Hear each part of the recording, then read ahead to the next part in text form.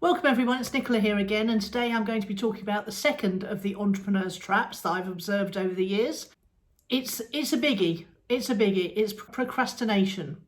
So I'm really lucky in that I don't suffer from this at all, and I plough in where angels might fear to tread. And in fact, my propensity for taking immediate and urgent action has got me into trouble on many occasions. But it means that the one thing I don't suffer from is procrastination. I'd rather get moving, get some momentum going, and then adjust course as I go. But about 50% of the people in the world are struck with this fear. One half have got imposter syndrome and the other half have got procrastination syndrome. It comes from the freeze part of the fight, flight or freeze. And it's actually people just freezing because they don't know what action to take. They don't want to take the wrong action because that'll be dangerous for them. Oh, that's what their amygdala is telling them anyway. So basically you need to just work out what's the smallest amount of action you can possibly take that won't put you in danger, but will get you moving. Because as anyone who's tried to park a car without power steering knows, it's much easier to park a car that's moving without power steering than it is to park a car that has no movement at all. Because once you get going, even a tiny bit, you can adjust course as you go a lot easier.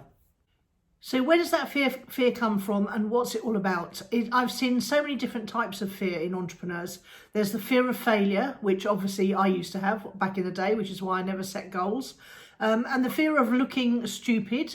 That's a big one for a lot of people. They worry about putting any content out on social media because they worried people will be judging them. And that's particularly key when someone's come from a professional background and they're worried about their peers judging them. And as I often say to my clients, well, your peers aren't going to pay the bills, are they?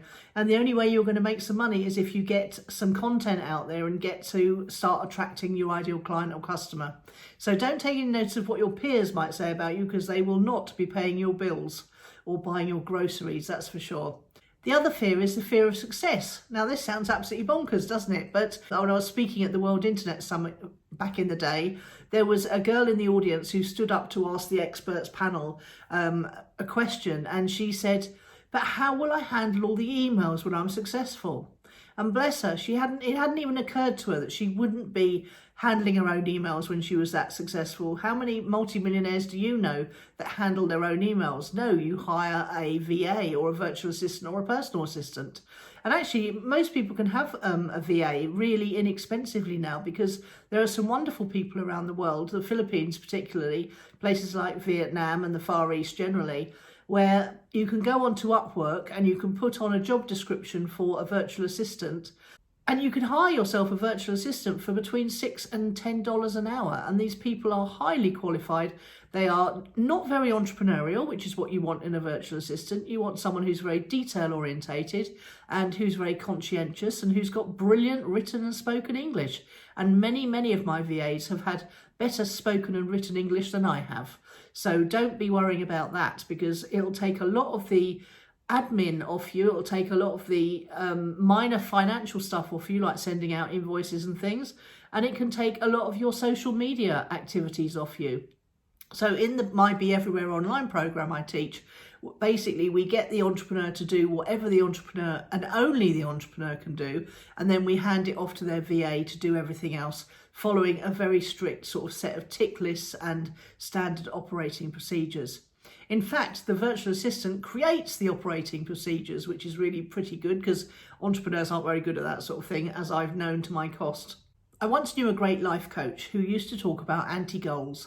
He maintained that anti-goals and having an anti-goal was the main reason that a lot of people didn't succeed in achieving their goals. So he'd get them to write down their goals, and then he'd get them to sit and think for a little while and think about, why might I not want to achieve this goal? So when I wrote down one of my goals, which was I want to be an international speaker. Some of the reasons why I might not want to achieve that would be that I'd have to leave home often, and I'd have to be in a hotel room on my own. I'd have to travel on my own.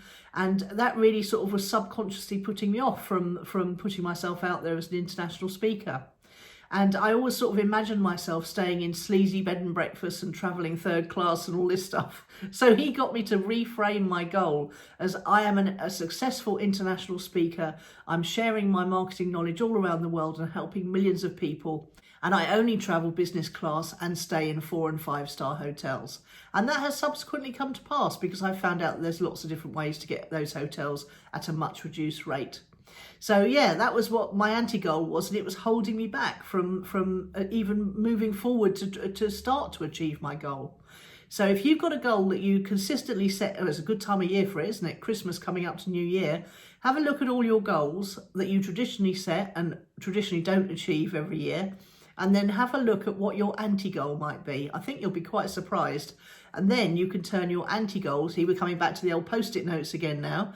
If you look for the video previously about making good decisions and look for the cover with the post-it notes on my face, you'll find it. And that, an anti-goal is an obstacle. It's a subconscious obstacle, and you can turn that into one post-it note that says so you've got your goal, you've got your anti-goal, and then you've got your complete opposite to the anti. If you actually then just write down all the different anti-goals that are stopping you achieving the one goal, and then you can turn those into outcomes, positive outcomes, and those are your next action steps.